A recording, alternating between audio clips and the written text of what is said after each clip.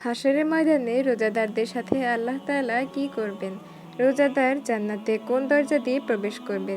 হযরত আবু দারদা রাদিয়াল্লাহু তাআলা আনহু থেকে বর্ণিত, রাসূল সাল্লাল্লাহু আলাইহি সাল্লাম বলেছেন, হাশরের ময়দানে উত্তাপ থেকে রক্ষা পেতে খুব গরম দিনে রোজা রাখো এবং কবরের অন্ধকার থেকে বাঁচতে অন্ধকার রাতে 2 রাকাত সালাত আদায় করো।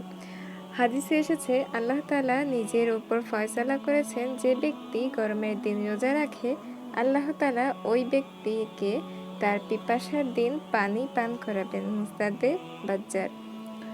রাসূল সাল্লাল্লাহু আলাইহি সাল্লাম বলেছেন, জান্নাতের মধ্যে রায়ান নামক একটি দরজা আছে। কিয়ামতের দিন সেই দরজা দিয়েই রোজাদাররা প্রবেশ করবে এবং সেখানে রোজাদাররা ব্যতীত অন্য কোনো কাউকে সেখানে প্রবেশ করতে দেয়া হবে না। ভিডিওটি ভালো লাগলে চ্যানেলটি সাবস্ক্রাইব করে পাশেই থাকবেন। আসসালামু আলাইকুম ওয়া রাহমাতুল্লাহ।